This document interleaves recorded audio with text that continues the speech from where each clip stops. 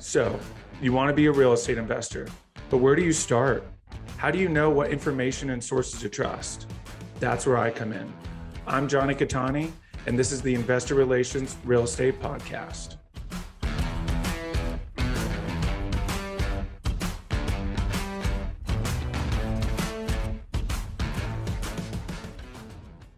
Hey guys, real quick, before we start, go to investwithcatani.com and download my free ebook, Is Commercial Real Estate Recession Proof? Now to today's show. What's up, guys, and welcome to another episode of the Investor Relations Real Estate Podcast. I'm your host, Jonny Catani, and I am joined today by Brian Briscoe. Brian has been a general partner in 655 multifamily units worth $50 million, has been lead sponsor, asset manager, capital raiser, and key principal on these properties. He has developed a multifamily education community called the Tribe of Titans that helps aspiring investors learn the game, network, and with other like-minded professionals and get their apartment investing business to the next level. He's founder of Streamline Capital Group, which will continue to acquire multifamily assets well into the future. He retired as a lieutenant colonel in the United States Marine Corps in 2021. Brian, welcome to the show. All right. Hey, thanks a lot. Thanks for having me, Jonny. Great to have you. Another fellow Western U.S. liver. Feels like everybody's on the East Coast in this business. But you know, it's great. You're just not too far in Idaho. We need to represent the Intermountain West. Yeah, absolutely. We love it. We love it. In the you're in Idaho Falls, right? Correct. Yep. Man. Yeah. And as we talked about just before hitting the record button, you know, I got two daughters that are in Salt Lake City, which, I mean, they're probably living less than 5 miles from you, maybe 6, you know, whatever it is from your house to downtown, that's how far they are from you. So we love it. Yeah. Well, we're grateful to have you. We are friends in real life as well, which always makes it more fun for a podcast episode. Mm-hmm. Before we get into the weeds here and your illustrious career, kind of take us back. You know, you obviously joined the Marine Corps. When did you discover real estate and kind of that power and decide that's the route you wanted to go? You know, I discovered real estate like a lot of people did. You know, I think Rich Dad, Poor Dad, and actually maybe a little bit before reading Rich Dad, Poor Dad. The first time it really came up was, you know, as a serious investment option was when I was in college. You know, my buddies and I used to sit on the porch and talk about stuff. And we lived in a 36 unit apartment complex in North Salt Lake, you know, and we were all commuting to the University of Utah. As Utah fashion, you know, we were all early 20s and married already, but, you know, that's kind of like the Utah culture, especially, you know, I'm in my 40s now. So this was like back in the 90s, but you know, I remember with some of my friends talking about, man, you know, it'd be nice to own this, you know, and we were just doing simple math. It's like, all right, we pay $600 in rent a month. There's 36 of these. I'm like, man, this guy's making millions a year, you know, not realizing that there's expenses and whatnot. But that was when I first caught interest. And, you know, my best friend and I, we started looking at houses where we could do like upstairs, downstairs. Never pulled the trigger on that one. I ended up going to grad school in Minnesota, and that's where I joined the Marine Corps. But you know, it came up again, you know, a couple of years later, where I was assigned as the legal officer for the unit that I was at, which meant that I was also automatically a notary. And I remember, you know, somebody who was, you know, several years older than me and had been in the Marine Corps several years had come in with some closing paperwork on a property that he was buying. And I remember just asking him questions about it. He's like, yeah, you know, we've picked up a couple of properties. Every time we move, we buy a house and we turn it into a rental. And, you know, this is just one that's close to a place where I've got a couple of rentals and we're closing. And that kind of got me thinking about it. And then, you know, Rich Dad, Poor Dad, you know, I read that book and that really kind of put some fuel on the fire. And then I started trying to adopt that same structure where it's like, at the time of reading Rich Dad, Poor Dad, I didn't think that I could do what he was saying, you know, the commercial real estate that he's in, the multifamily that he's doing. But I was able to stretch and figure out how to do single family. So I would get transferred, you know, with the military and move somewhere, buy a house. That was the plan. You know, 2 to 3 years later, get transferred again, buy a house, turn it into a rental. So long story short, over a 20-year career, we were able to do that 3 times, not as many times as I wanted to, but it gave us proof of concept. And then the military, basically you get a pension at 20 years, and it's like a light switch. 19 years, you get 0 pension. And so I think once I hit my 12, 13 year mark, I had committed to going 20 because it made sense to get that pension to me. But getting towards that 20-year mark and seeing the light at the end of the tunnel, I started reflecting, what do I want to do? And the answer was always real estate. I liked the idea of real estate. I was always looking at real estate and always dreaming of owning more properties, and finally started learning about multifamily. And, while I was still active duty, started buying apartments. And that was intentionally to be my exit plan from the Marine Corps, how I was going to fund life after the Marine Corps.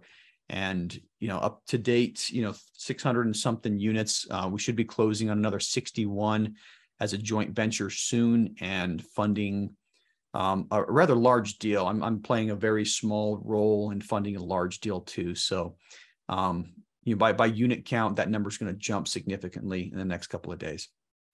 Wow. Congratulations. Mm-hmm. And that's an awesome story. And, really, as I talk to people, I was just having this conversation the other day with the guy I play volleyball with, it's just discovering real estate. And, the single family route is, and this is what I told him, just like you said, do that, because then you get proof of concept. And then when you jump, to commercial, because he already knows scalability, right? Economies of scale.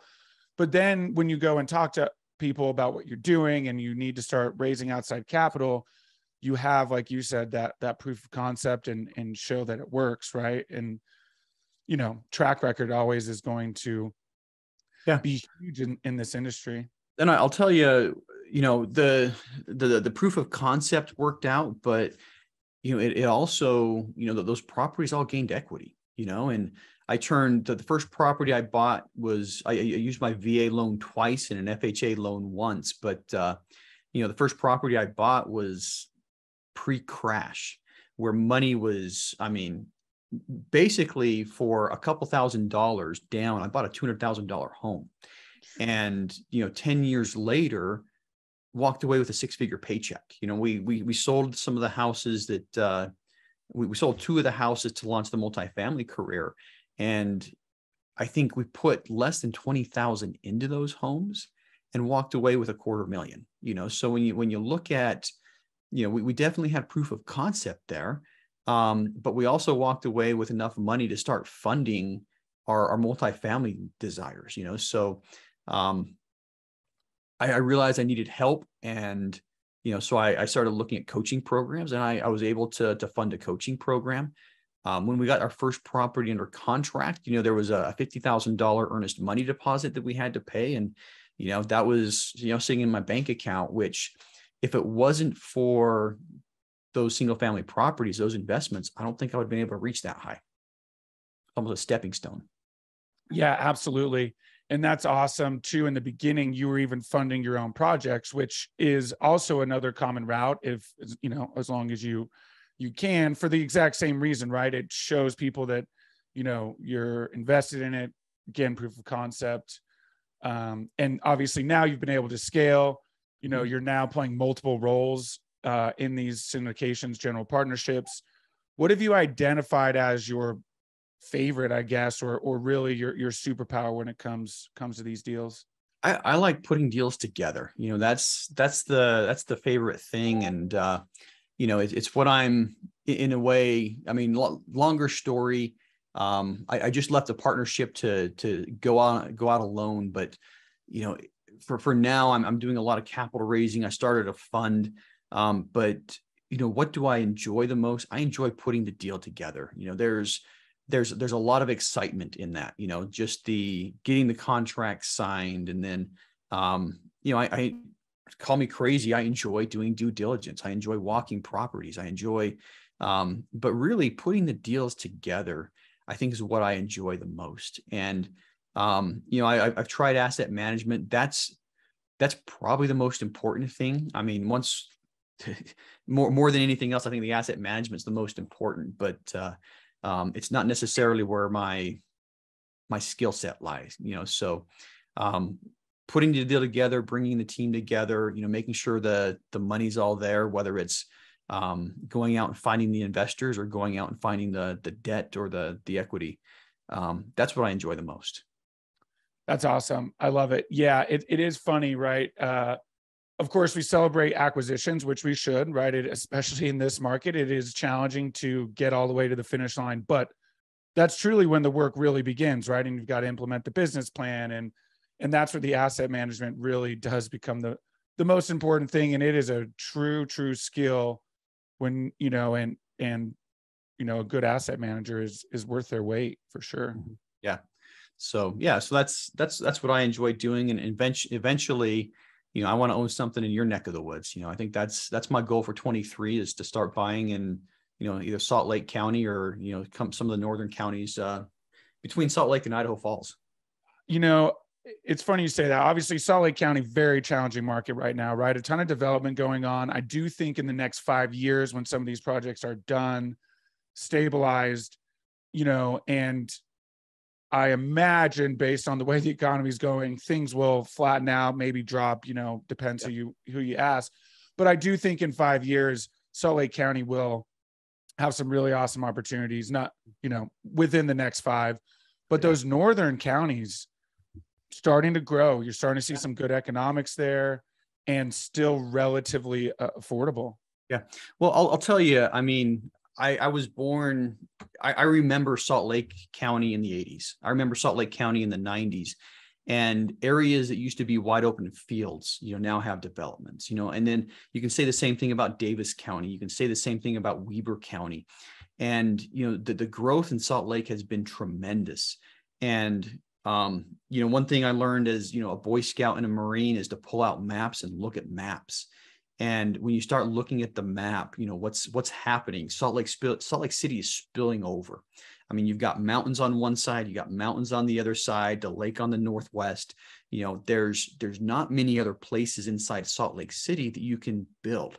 You can do new development or infill, but there's not a whole lot of new space. And so when I start looking at where the opportunities are in Salt Lake City, I'm looking at where Salt Lake is spilling over.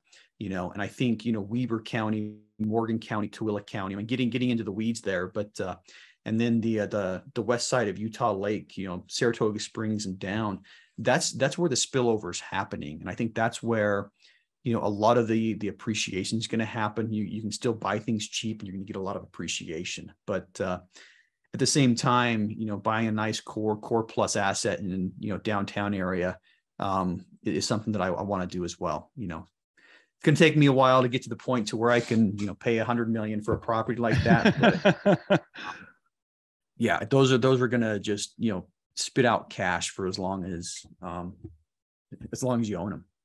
1,000%. Obviously, we'll obviously be keeping an eye on the economy, but I really do think that Utah, especially Salt Lake, is pretty well insulated. Mm-hmm. Much like Phoenix and a lot of your Texas markets, right? Just not really going to feel the same pull. And even you look at even 08, and Salt Lake and Utah for the most part was relatively insulated compared to some of the other markets around it that got absolutely hammered. Yeah.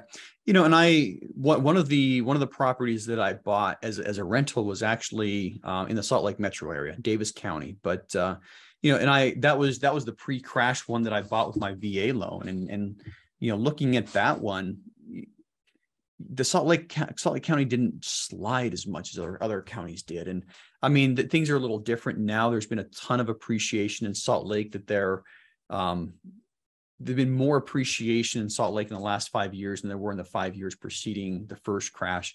But every recession is different. There's plenty of recessions that, multifamily properties were not affected. And, I'm not convinced that this is going to be a big real estate crash. I think there's going to be a little bit of a dip. I don't think there's going to be a crash, but, knock on wood. And hopefully I'm right. Yeah. I 100% agree with you. Not that I'm an economist by any way. It is definitely one of the things I nerd out on and pay attention to. And, obviously talking to, people like yourself and having other guests on, it does feel like that's a general consensus in the industry, just due to what we're seeing, right? It doesn't look like there's any. Now I do think that there could be some interesting debt with interest rates still going up that could present some opportunities, but by no means will they be like distressed assets and, pennies on the dollar. It'll just be, someone has to get out of a sticky situation due to their debt. I'm excited to see the pendulum has started to swing between seller and buyer, and I think it's still leaning towards a seller's market right now. But if the Fed keeps the rates up, high for another, let's say another 12 months, I think the pendulum is going to at least hit equilibrium and maybe push a little towards the buy side. But, most things in our economy are cyclical. And, when that pendulum's on that buyer side, I want to be ready and I want to just start buying. Don't get me wrong. I'm not going to wait until it hits that point. I think, trying to time the market it's something that I'm not smart enough to do. I think, just like your 401k, dollar cost averaging is a good idea with real estate as well. I'm still looking for investments right now, even though, rates are high and prices are still kind of high, because you never know. You're not going to be able to time the bottom. But, if you're always buying, always closing, overall, you're going to do extremely well. Absolutely. Yeah, that's really, really a great point. And, obviously, a lot of investors are, hopefully not all listening to mainstream media, but, if you listen to mainstream media, it sounds like, the whole country is about to plummet. So what does the conversation look like on your end? You mentioned earlier that you're really focusing on capital raising. What's that conversation looking like with investors and helping them understand that, this is actually an opportunity time and not really a time to be sitting on the sidelines? That's the exact conversation. I've had people talk about, wanting to stay liquid. A lot of people who still have W-2s. Now, most of the people who invest with me still have W-2s. They're not quite financially free yet. They're looking for financial freedom, but they're still dependent on the W-2 for living expenses. And with the economic uncertainty, I think right now there's a lot, just because of the uncertainty, people want to hold on to cash. You don't know what's going to happen. The Fed is still saying that the soft landing is possible, that we're not going to see a big dip in employment, or, if we do see a dip, it's going to be a minor dip. But what the biggest sentiment I think is out there is the people who only have, 50,000 liquid want to keep most of that in cash in a reserve fund to be able to weather the storm. So, if they're in the category of, I have a W-2, it's my lifeline, and I don't have 100,000 liquid, I want to keep that money in reserve. So that's one of the big things. There are a handful of people that are looking for future buying opportunities. I think they're trying to time the bottom. Fed just raised the interest rates, the federal funds rate, another 75 basis points last week. They're meeting again, I think, first week in November, and they'll probably raise it some more. So some people are looking at what the Fed is signaling and saying, we haven't bottomed yet. And they're holding back, thinking, okay, I've got X amount to invest. I'm going to wait. I'm going to wait another couple of months, see how things shake out, maybe pass on this deal, pass on that deal, and see if I can find a better one coming.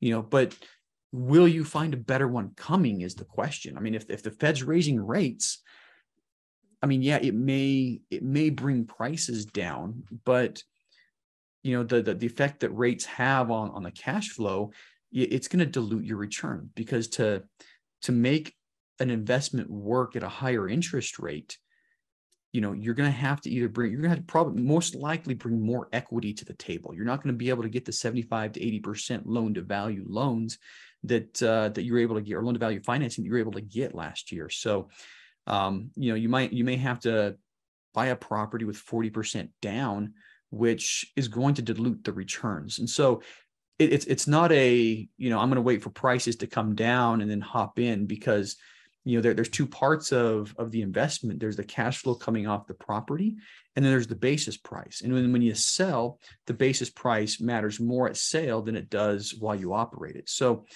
end of the day, the question is, are there going to be better opportunities in a couple of months or a couple of years? I think there's always going to be opportunities, but why pass on a good opportunity now for something that might be better later? And that's my philosophy. And I think, like I said, it's the same philosophy with dollar cost averaging in the stock market. I mean, you don't just put everything in cash and hope to time the bottom. Real estate is not as volatile as the stock market, but if you miss the 1 or 2 days where the stock market goes up 10%, you're missing out on a lot of the gains. And it's similar in multifamily, just plays out over a much longer time frame. Wow. Yeah, that's really, really awesome perspective there. And I completely agree. And that's a great conversation to have with investors to help them understand that, because that stock market analogy really, pretty much everyone can understand that, right? Because that's really the key to investing, is just doing it over time. And obviously with real estate, we're in this for the long haul, right? This is, as they say, get rich slow scheme, all the cliches, right? Don't wait to buy real estate and wait. And when you look at it and you look at the opportunities historically, like you said, historically, interest rates are still low. And if they're going to keep going up, then we really need to be buying now. And if you're waiting for prices to come down, where does that equilibrium hit with interest rates going up and prices coming down? Are you really saving any money at all, or anything? I mean, what we're probably going to see is a slow slide down. I mean, prices have softened in a lot of areas, so if a property is at 10 million right now, if you wait a couple of months, it might be at 9.8. All right. But once the pendulum shifts, once the rates start coming down, it's going to get back up to 10 really quickly. Right. So you might not time the bottom right now. You might not, if you buy that $10 million property now, yeah, you're right. 3, 5, 6 months from now, it may lose a couple percents in points in value, and it may be valued at 9.5, 9.6. But when rates come back down and debt is a lot easier to come by and debt is cheaper, that property is going to appreciate very, very quickly, because the cost of debt's going to be lower and people are going to be able to pay more. And so what's going to happen if you do try to time the bottom and you do sit on a lot of dry powder is you may end up buying the same property at 10.2, 8 months from now or 2 years from now, because you missed the bottom, things are going back up, and you're like, okay, things are going back up. Now it's time to put money in. You've already missed that initial churn and that initial upswing. And, the way prices are moving right now is they're moving down slowly. It's not I don't think it's going to be a crash. I think it's just a softening, a dip, and hopefully I'm not eating my words, a year from now, but that's what we've seen in the last 6 months is a slow, just a softening in some of the bigger markets. Absolutely. And, even listening to people who are economists, right, who are far more intelligent than I am, that seems to be their consensus as well. Obviously, a lot of data to back that up. And, again, I feel like every recession's different, right? So it's easy to say, oh, well, we've never seen one like this. No, we haven't. But we can look back at history and see what, for instance, the 80s, right, when interest rates were, 12, 15, 18%, people were still doing deals. Deals were still happening, right? So, there's always going to be some variable that makes it challenging, which is why not everybody does this. For the last 5 years, it's been, historic prices and they just kept going up. Even when people thought they couldn't get any higher, they did, right? That presents a certain challenge. Now we're in a high interest rate and interest rates are going up. So that presents a challenge, right? So it feels like there's always going to be something. So, to come full circle, you really just have to, obviously pay attention, but, there's always going to be opportunity. Yeah.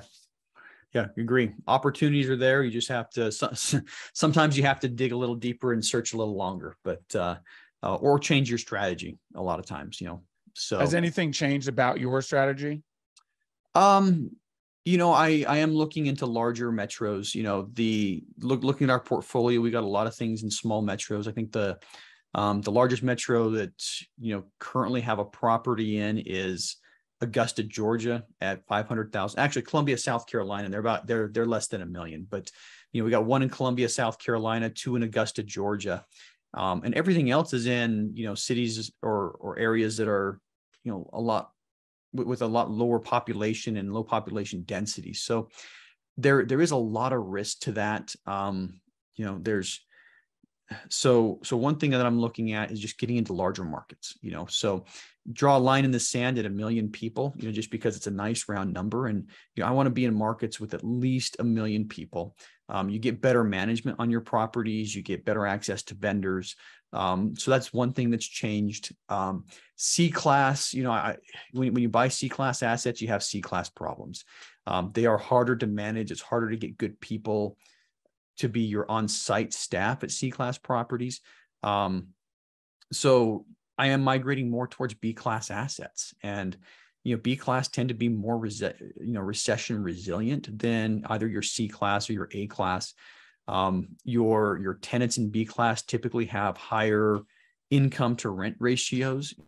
So if they take a pay cut, because of what's happening in the economy, they'll still be able to pay their rent. C-class tenants, if they take a pay cut, they're missing rent. So there's a lot more resilience in B-class. So I think that the two big shifts that I'm doing is, getting out of the smaller markets into the larger markets, and being really careful about investing in C-class assets. So aiming more at the B-class. I haven't done anything A-class yet, but aiming more at kind of the B-class, middle of the road. Little safer investment that can still give you some upside. Yeah, absolutely. That seems to be kind of the big shift you're seeing in general, right? And and obviously a big part of that too is the shrinking delta between C and A class anyway, right? It's really not, unless you can go in there and really force a lot of equity in a C class, you're really not getting much value at acquisition than your B and A class right now. Yeah, I mean, and that's been true across the board with the way prices have gone up. There's been that compression between C and A class. So you're not quite getting the bang for your buck that you used to be able to get in C class, and for all the reasons that C class is hard to manage, and you get the C, like I said, the C class properties have C class problems. There used to be more of a premium to take that on, so and a lot of the newer investors would specifically aim at C class because it's an easier space to get into. And I think when you kind of look at the progression of, where people are, brand new syndicators jump into the game, they're in C class. But as they move on, number one, they're getting to larger and larger assets, but number two, they're usually migrating towards B class and A class eventually anyway, right? So, but anyway, yeah, there's a lot less returns to be had with C class right now compared to A class. Maybe that'll change, with the rates coming up. Maybe people are. I do know several investors that have told me, quite frankly, that they're looking for deals with higher equity. So they don't want to jump into a deal that's 75% leveraged. They want to jump into a deal that's 60% leveraged. And that's a lot more common when you get into your A-class properties. That's like your core plus assets right there, your A-class and, top end B-class assets that are, in the nice areas. So anyway, my 2 cents. I probably gave you 4 cents on that one. I love it. No, that's really honestly incredible insight, because it's true, right? And having that, like you said, that B class really gives you sort of that, still that space where, if someone, does have to take a pay cut, they can still afford to live there. If someone in, A class, has to downsize, there's B class, right? And if an opportunity to move up as a C class resident, I mean, the job market, despite the changing landscape economically, the job market is still on fire. Yeah. And the employee still has a lot of leverage, when negotiating wages. And certainly I think wages still need to come up. That seems to be the one thing that always lags behind. You look historically, but, that is really kind of that sweet spot. And then, like you said, the market, right, is getting into some of those bigger metros. Some of the tertiaries and secondaries may be kind of falling off as, people no longer, want to live in that area now that the country's pretty much back open now due to COVID. Yeah. There's a lot of goodness there, but follow demographics, follow the trends, look at human behavior. And that's something that I try to do. I'm not a anthropologist by any stretch of the imagination, but, try to follow the people, try to follow the money. And that's usually where you end up, finding good investments. Absolutely. I love it. Well, this has been incredible. Really appreciated all of your insight. It's always good to chat with you. But with that, we will jump to the final 5. First question: best advice you've gotten from a mentor? Ooh, good question. Best advice I got, and this was a very informal, mentorship position. We were, as new syndicators, we were struggling with some assets, and he had invested with us, and